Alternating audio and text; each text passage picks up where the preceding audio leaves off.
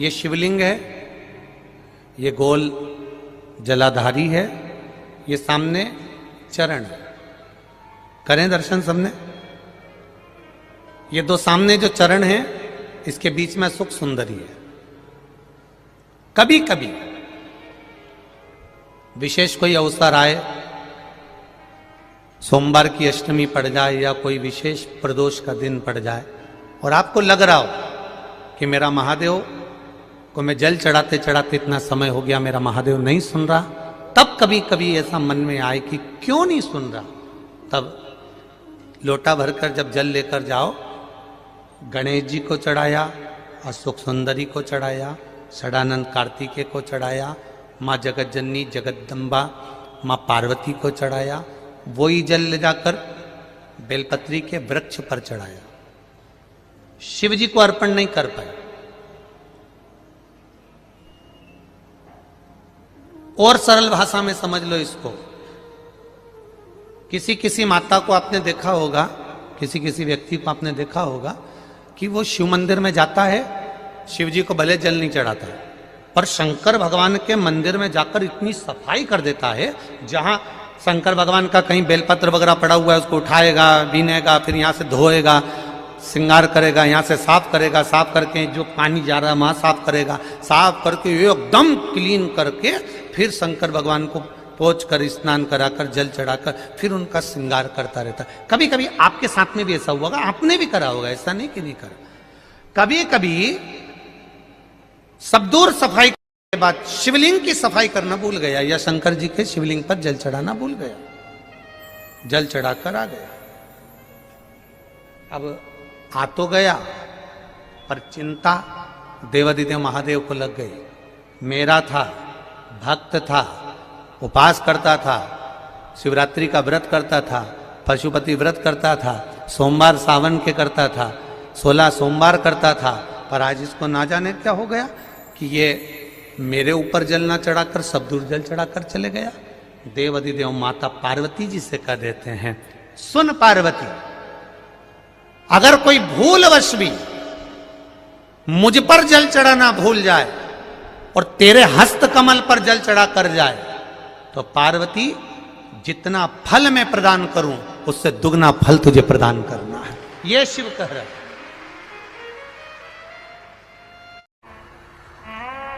जिस लड़का लड़की का विवाह नहीं होता ना, तो सोमवार के दिन उसको शमी पत्र के नीचे बिठाकर और शमी के वृक्ष के नीचे बिठाकर शमी वृक्ष के जड़ की मिट्टी का तिलक लगाकर हाथ में शमी वृक्ष के हाथ में लड़का या लड़की के हल्दी लगाकर शमी वृक्ष पर छापे लगाकर और वहीं पर उसका मीठा मुंह करा दिया जाता है, तो 3 महीने में विवाह हो जाता है। स्कंद पुराण।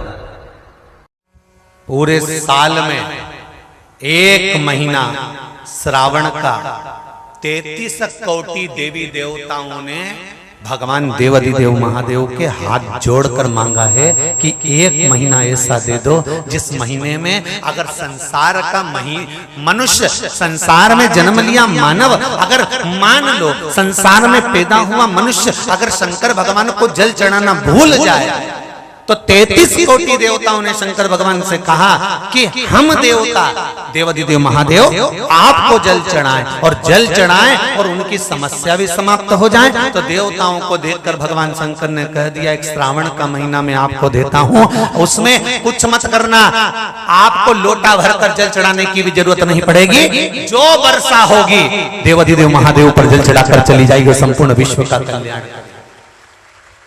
कौन कर रहा है? ये सावन का महीना तुम्हारे लिए और हमारे लिए नहीं आता। सावन का महीना तो देवादिदेव महादेव के लिए आता है कि आप और हम अगर शंकर मंदिर जाना भी भूल गए, शिव के मंदिर तक भी नहीं पहुंच पाए, शंकर की चौखट तक भी नहीं पहुंच पाए, शिव का स्मरण भी नहीं कर पाए, शंकर का स्मरण हम उसका भजन भी नहीं कर पाए, तो ये देवता भी हमारे लिए भजन कर जाते हैं।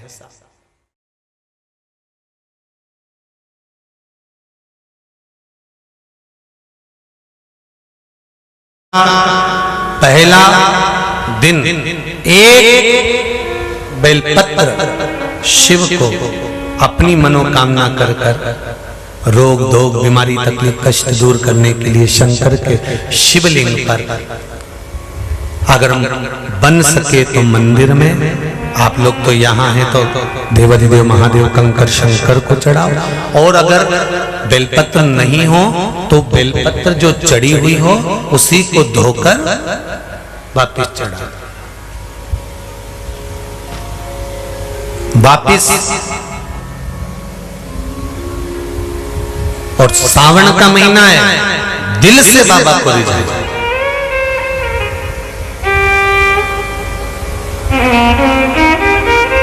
हम धर्म करने के चक्कर में, परमात्मा के भजन के चक्कर में किसी का अपमान ना करें। इसका भगवान ओगड़ी दयालु, दया की ना होती जो आदत तुम्हारी, तो सुनी ही रहती अदालत तुम्हारी। हे प्रभु,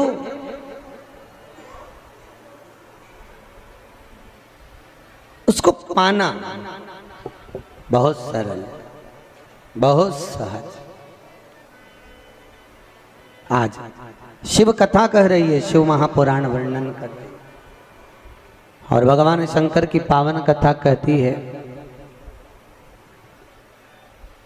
दक्ष प्रजापति के यहाँ जन्मे हुए बच्चों को नारद जी ने ले जाकर सत्कर्म में लगाया, भजन में लगाया। अब दक्ष प्रजापति ने नारद जी को श्राप दे दिया, जाओ नारद, तुमने मेरे बच्चों को सत्संग में लगाया, इसलिए मैं तुम्हें श्राप देता हूं कि तुम एक जगह पर कभी टिकोगे नहीं।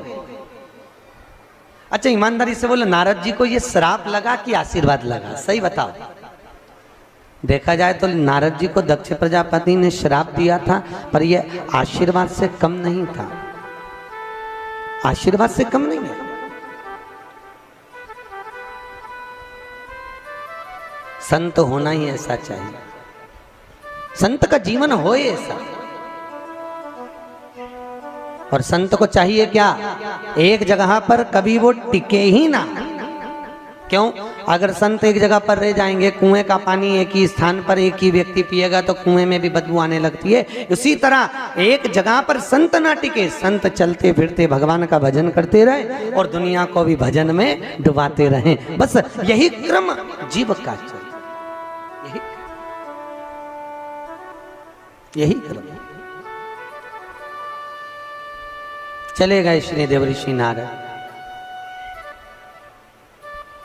दक्ष प्रजापति के यहाँ कन्याओं का और जन्म हुआ। 27 कन्या तो स्वयं चंद्रदेव के साथ बिहाई थी, एक रति कामदेव के साथ बिहाई 28।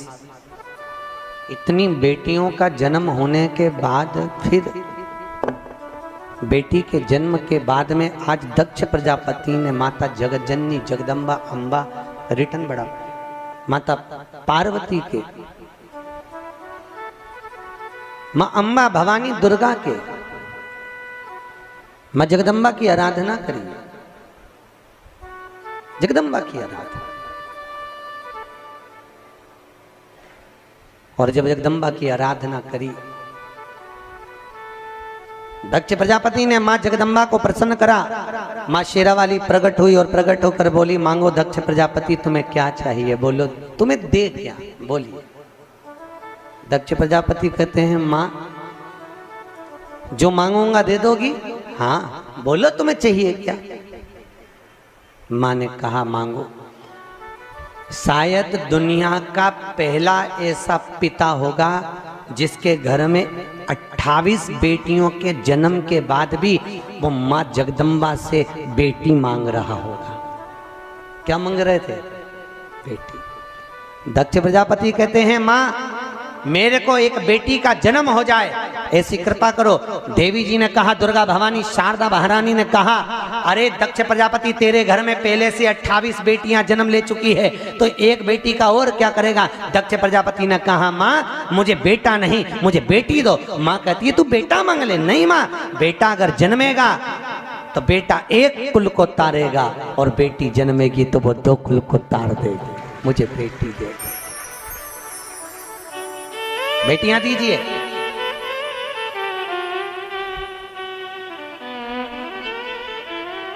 भाई जिसके घर में बेटी का जन्म होता है ना, उसके भाग्य को तो शेषनाग भी हजारों फणों से लिख नहीं सकता, इतना किस्मत वाला बाप होता है। और जिसके यहाँ बेटी का जन्म नहीं होता ना,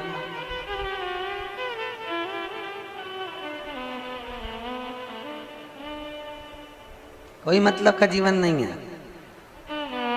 दो मित्र मिले, एक मित्र ने दूसरे मित्र से कहा, क्यों भाई बहुत दिनों बाद दिख रहा, कहाँ चले गए था? अरे मेरा पूना में जॉब लग गया। अच्छा अच्छा, और कितने बच्चे तेरे? शादी हो गई हो? कितने बच्चे? मेरे तो भगवान की कृपा से 2 लड़के ही लड़के। अच्छा लड़के? हाँ। और तेरे? के मेरी 2 बेटियां, एक ये एक ये 8 साल की हो गई, ये 3 साल की। अच्छा लड़की है बस? हाँ लड़की।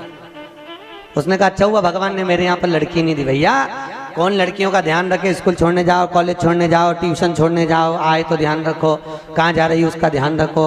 अच्छा हुआ भगवान ने मेरे लड़के दिए, लड़की नहीं दी। भगवान ने अच्छा हुआ मुझे बेटी नहीं दी। इतने में बेटी का जो बाप था, उसका मित्र, उसकी आंख में आंसू आ गए। पिता को रोता हुआ देखकर सामने जो 8 साल की बेटी थी, उसने सामने वाले अंकल का कुर्ता खींचा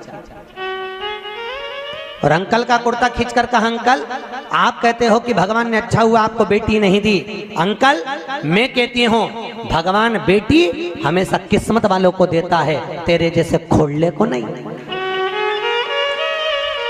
बेटियां हमेशा भाग्य वाले के घर में पैदा होती है, जो कभी अपनी बहनों को, कभी अपनी ननंद को एक साड़ी निकाल के नहीं दे, ऐसे खोड़लों के घर भगवान बेटी नहीं देता। जो अपनी बहन बेटी को कभी एक साड़ी नहीं दे, जब जब घर में ननंद आए तो भाभी का मुंह तबेला हो जाए, तबेले जैसा। तो भगवान भी कह रहे हैं इसके घर बेटी नहीं दूंगा। जब ननंद से इतना बेर करे तो छोरी से कितना बेर करेगी, जा।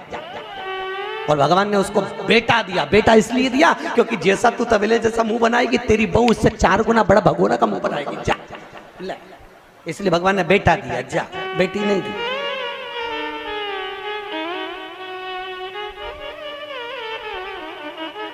किस किस के घर में बेटी है? जरा हाथ उठा। अरे भगवान किस्मत वाले हो रे, धर लो हाथ धर लो। बहुत भाग्य लेकर आए हो, बेटियां हुई है तुम्हारे।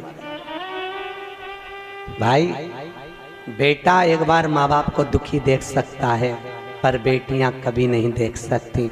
फोन लगा लगा कर पूछती रहती है, पापा कैसे हो, मम्मी कैसी हो तुम? वो बेटियां होती हैं। बहुत किस्मत वाले हो भाई जो तुम्हारे घर में बेटियां हैं। दक्ष प्रजापति कहते हैं मुझे बेटी दे दो। माँ कहती है बेटी का करेगा क्या?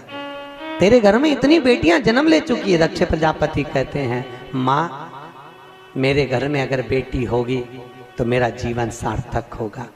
बेटे कमाने के लिए चले जाएंगे। तो माँ बोली घर में बेटी भी तो पर घर चली जाती है, दूसरे के घर ब्याह कर कर चली जाती है, फिर क्यों मांग रहा है?